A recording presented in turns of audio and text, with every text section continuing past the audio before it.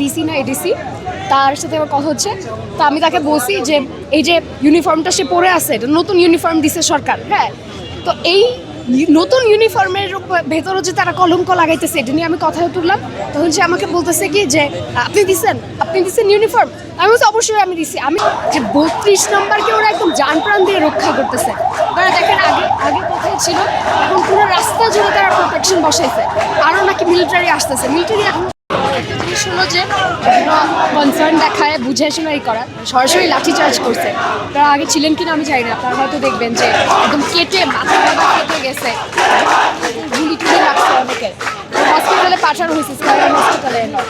এবং তারা যখন দূরে দাঁড়ায় থাকি, ওখানে এসে আবার বলে যে আরও দূরে দাঁড়াই, মানে তারা ফেলতে বাসায় পাঠিয়ে দেওয়ার পায়তারা করতেছে। তো এটা নিয়ে কথা বলতেছি, তারা কেউ কথার উত্তর দেয় না, কিছু বলে না, খালি এরকম একটা ভাব ধরে এরকম মাথা নাড়তে থাকে। খুবই বিরক্তিকর। এতবার প্রশ্ন করতেছি তারা কোনো রেসপন্স করে না। তারপরে আমি এই যে রমনা থানার ডিসি না এডিসি তার সাথে আমার কথা হচ্ছে। তো আমি তাকে বলছি যে এই যে ইউনিফর্মটা সে পরে আছে, এটা নতুন ইউনিফর্ম দিছে সরকার। হ্যাঁ, তো এই নতুন ইউনিফর্মের ভেতরে যে তারা কলঙ্ক লাগাইতেছে, এটা নিয়ে আমি কথা তুললাম। তখন সে আমাকে বলতেছে কি যে আপনি দিচ্ছেন ইউনিফর্ম। আমি বলছি অবশ্যই আমি দিছি। আপনারা সবাই দিচ্ছেন, তাই না? আপনারা আমাদের টাকা দিয়ে রাষ্ট্র দিচ্ছে না তাদেরকে। এগুলা নিয়ে তাদের সাথে বাকবিতণ্ডা জড়িত। এখানে তখন যে গ্রেনেড বিস্ফোরণ হচ্ছে, অনেকে আহত হচ্ছে। তারা ওইখানে দাঁড়ায় আছে, তারা ওই জায়গা থেকে আসে না।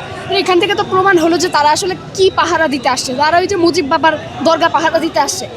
যে জনগণের যে জানমালের নিরাপত্তার প্রতি তাদের কোনোই নাই।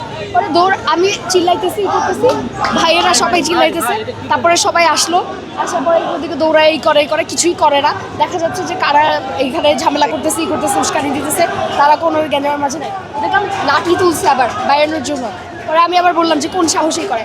দেখেন আমি খুবই শান্ত মানুষ, আমি কখনো চিল্লাচিল্লি করি না কারোর সাথে।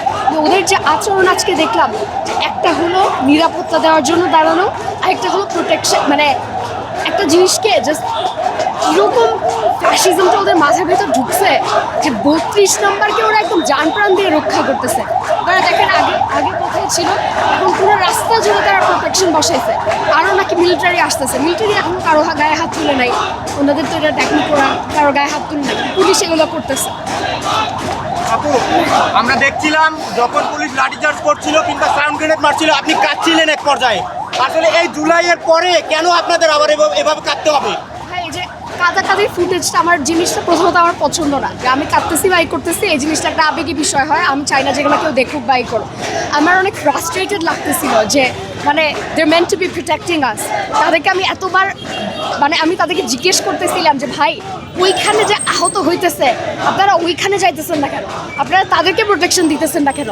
আপনারা ওই দিকে দৌড়ায় যাইতেছেন না কেন? এটা বারবার বলতেছি, ওনারা এটার কোনো উত্তর দেয় না, চুপ করে আছে। তো এই যে আমি বারবার প্রশ্ন করতেছি, আমি বুঝতে পারতেছি না আসলে আমি এখানে কী করবো। কারণ আমার হাতে রাষ্ট্রের ওরকম কোনো ক্ষমতা নাই। আমি এই যে বুঝাইতে পারতেছি না, তখন আমার একটু ফ্রাস্ট্রেটেড লাগতেছিল। আমি চাই না যে আপনারা আসলে কেউ এই ক্লিপটাই করেন। এটা খুবই আমার নোংরা লাগে যে হাসিনা যে কান্নাকাটি করে এক স্বজন হারানোর বেদনা শিখাইছে, এরপর থেকে অনলাইন মিডিয়া থেকেও কান্না আমার ভালো লাগে না। থ্যাংক ইউ আপু।